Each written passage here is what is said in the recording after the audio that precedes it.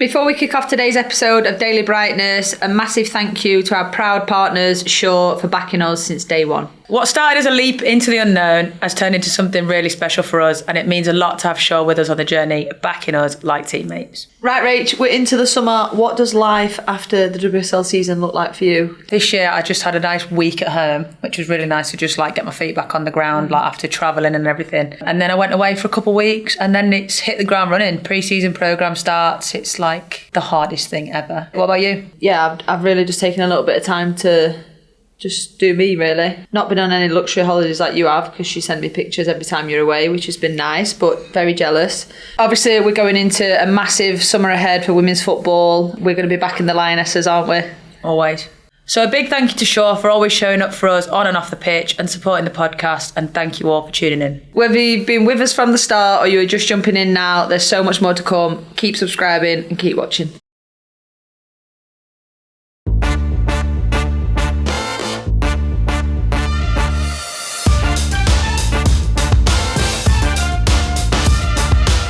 Hello and welcome to the Rest is Football Daily Brightness. We've made it to the final episode of our Euro 22 Rewind series, and we have got a treat in store for you. If you didn't catch the semi-final episode, or indeed any of the others from the 2022 tournament, head back and listen to those first. You'll find them all on the Daily Brightness feed. Right, bestie, we left the listeners at the end of the last episode recounting that emphatic 4-0 win over Sweden. Dun, dun, dun. Let's talk about post-Sweden heading into the final. Unbelievable. Do you know what springs to mind straight away?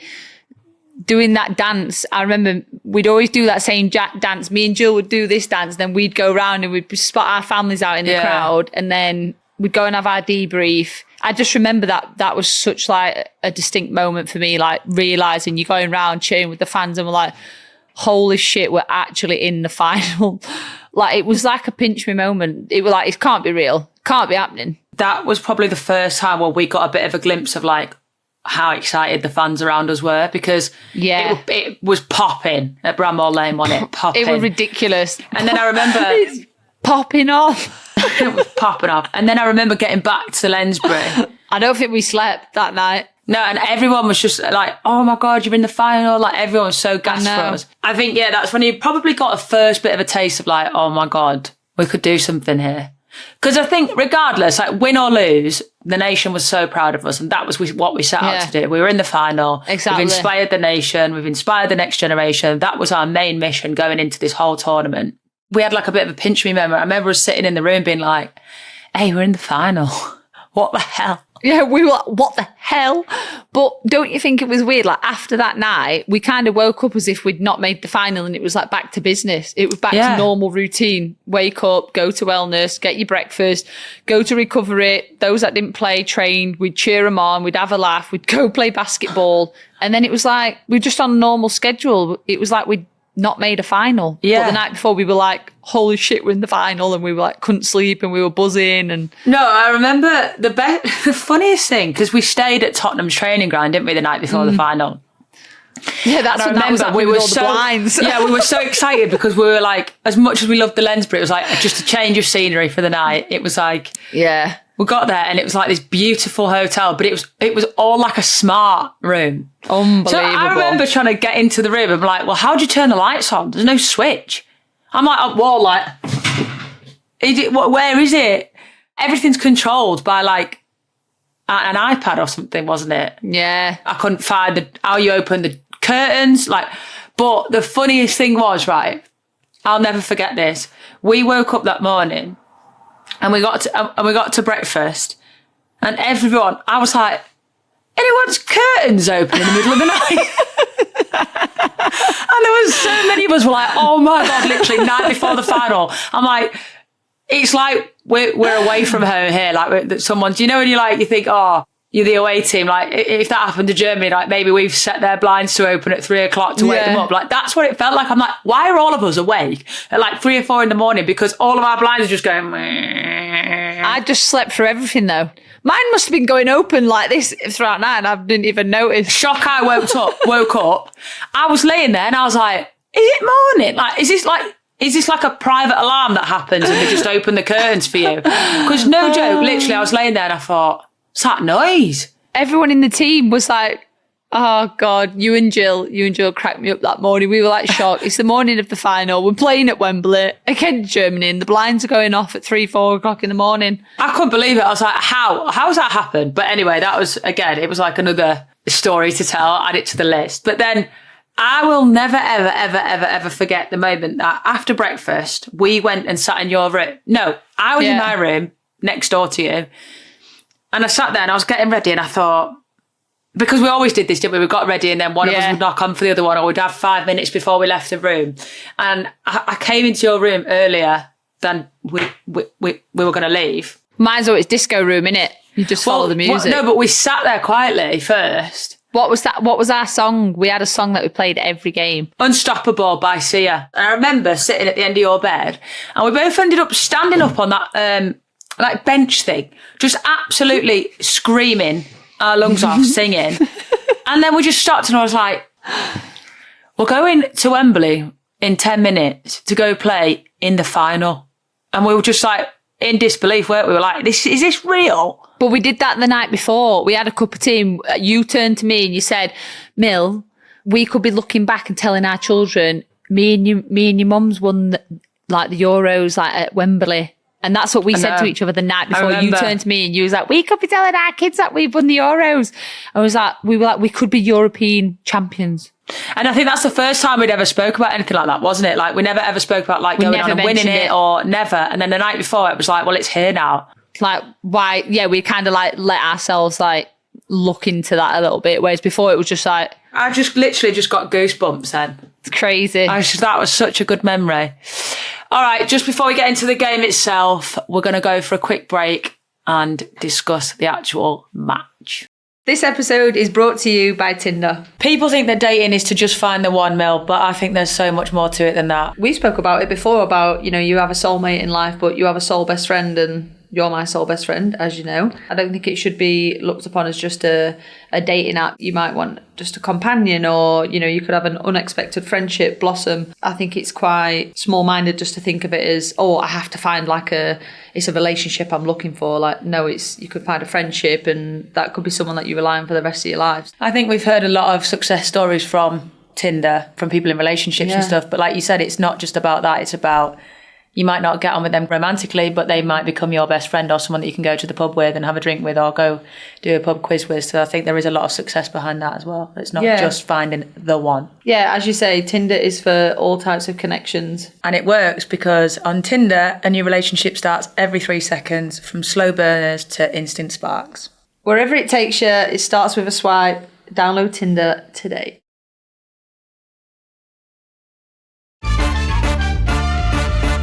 Welcome back, everyone, to the Rest is Football Daily Brightness. We are now going to get into the grand finale, which is the day of the final. Playing at Wembley against Germany when we won. Rach, what a day. What a day. Oh, what a day. Oh, what a day. Everyone says, like, were you nervous? What was it like walking out in front of 87,000 fans? And honestly, incredible. We were warming up. We do our same routine. We warm up together, don't we? Do a little pass. And you said something to me and I was like, I can't hear you. Do you remember? And we were trying to talk to each other and we literally couldn't hear a word you were saying. And you were literally... Let's put it into... Bring it to light for the people listening. Me and Rach used to do passing together, and we'd do like little, like, when you bop it on, you call it a pancake, and then you do 2 touch. We were literally 5 yards away from each other. 5 yards, and this girl's screaming back at me, I can't hear you. And I was like, I can't hear you. Literally trying to like talk to you like... How you feeling? I remember that in the game. That was like the one thing that I remember is like I couldn't hear. Couldn't hear shit, mate. No. You couldn't hear anything. Everyone were looking at each other like, cross it, shoot, whip it. I hope Mido's listening and Chloe, whip it. Oh my God, why did we do that? I actually need to find out that story why we started that. I can't remember. Whip it. But yeah, that was my distinct memories, like not being able... I remember, because obviously I was playing left back and I was near Serena at one point. I was like, I can't hear you either. I was like, what?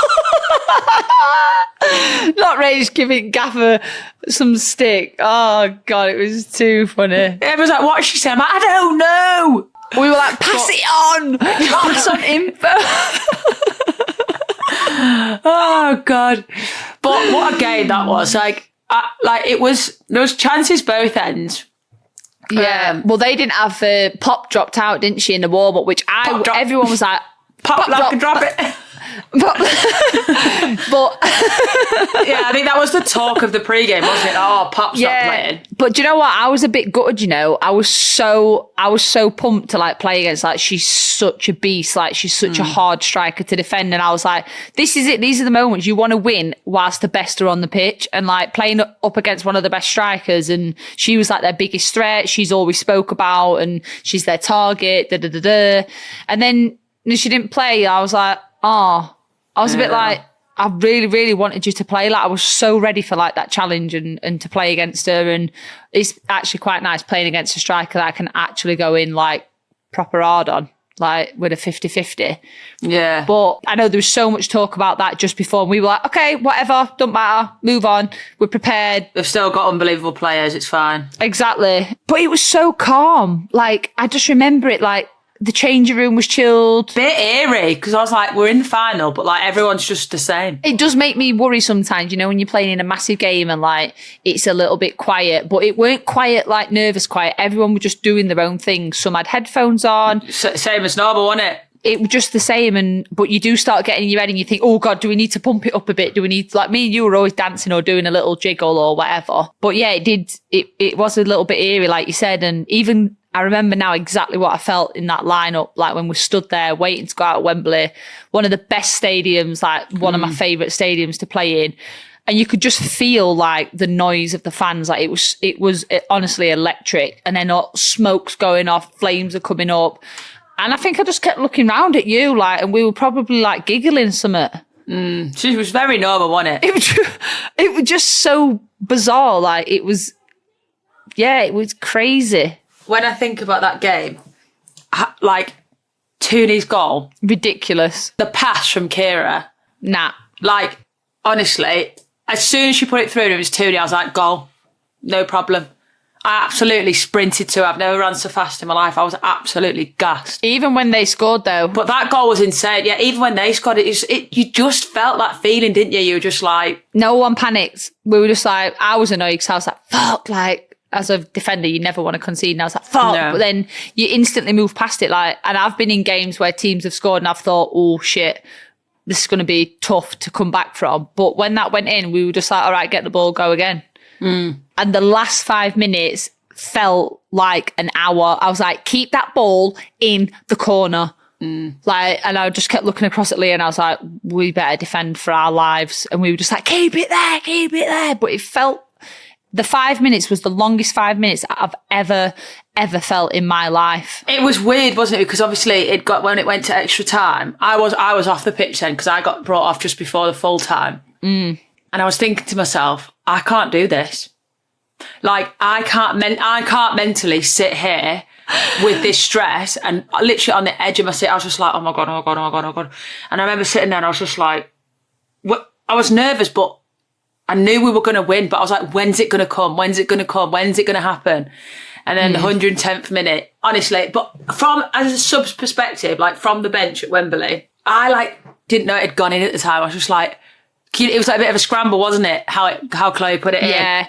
To be fair, well, Chloe was waiting for ages. She was like, is it a goal? Is it a goal? Is it a goal? And we were all like looking around like, do we celebrate? What is it? What is it? And then when it got like said that it was a goal, fuck, did we go And then off. The shirt came off. Woohoo! Yeah. Iconic. Get it off. Absolutely iconic. Mad. Like, it was just, and I've never felt a stadium like that. Absolutely erupted. I can't stop getting goosebumps. This is mad. I know. I couldn't breathe after that. I honestly could not breathe when that goal went in, and then I was like, my God. And then we just did an absolute masterclass of time wasting. Literally. I ran that clock down for 10 minutes. Like, put that ball in the corner. Keep it there. That's what we're good at. It was amazing. Incredible. And then I remember, obviously, when the whistle went, we just looked at each other and started crying, didn't we? I couldn't believe it. Just dropped to my knees. Like, I was just flooded with like tears. Like, it was just emotion. Like, holy shit, like what we achieved, we all knew that when we won, it weren't just a medal, it weren't just silverware, we'd changed the whole nation. Like it wasn't just for us, it was for everyone there. It was everyone in the country. It was just like, it felt like history. Way bigger than just a trophy, like way bigger than any trophy you've ever lifted. Like, because we'd always said throughout the tournament, like you said, it was always about inspiring the next generation, creating a legacy, and then like building something for the next generation and changing the country, like changing perspective of women's football and women in general and women in sport. And we did that. Like, yeah, there's nothing that's more powerful than that. Like, you're not just winning a medal. And that's why it was so special. Yeah. Even watching the girls win this time round, it was more than just a medal for so many reasons, personal reasons, like outside reasons. And that's what hits you as a player. Like, you're like, every time you look at that medal now, it's like all those little special moments or whatever it might be is attached to it. It did. It felt like a bit of a turning point, didn't it? It was so nice. And then obviously seeing your family up there, like when you're getting your trophy and stuff, it was like such a nice feeling. But then came the celebrations. Oh, get on the beers. We were straight on it. And then, yeah, we did. We just went back to the Lensbury, didn't we? All the family and friends came and they were allowed to be with us, and we just had a big after party, which was really nice. I just love that they allowed family and friends to come back and then we all celebrated with them. Like, that was one of my favourite things. And it was nice for them to like see fully like where we'd been staying and like where we'd been for the last like 8 weeks, 6 weeks. It was a really nice moment, that. Yeah, it was. It was so, so nice. And then there was the next day. Obviously, that was mad because we'd obviously partied all night and we were like, everyone has to be up out the door by 9 o'clock. Like, and I remember going into that meeting room and we were all just sat there like this. And we had to get on the bus and go to Trafalgar Square and like be present in front of all the fans. Rachel, that night, Jill Scott did not have a room. She stayed in my room. When I tell you we were laid in my bed at 5 a.m, I just got a shower and came out and Jill there and she started rapping. She made a rap. Like, I remember people sleeping in the hallways. There were people being sick. Jill had no room. She was like, Millie, I've got no room. So we're going to have to get in bed. I was in Jill's room. That's why she had no room, because my brother was in my room and his mate. I remember that. Yeah. So Jill came with me and at 5 a.m. we literally didn't have an ounce of sleep, not a wink of sleep. And she sat there, she was like, should we make a wrap up? And I was like, well, yeah, if you want to. And then we went to Trafalgar Square. Yeah, but we all had sunglasses on for a very good reason. Oh, yeah. I don't know how we even managed to get through that day, to be honest. And then Leah threw me onto the stage to sing. Absolutely. I was like, no, not here. Absolutely not.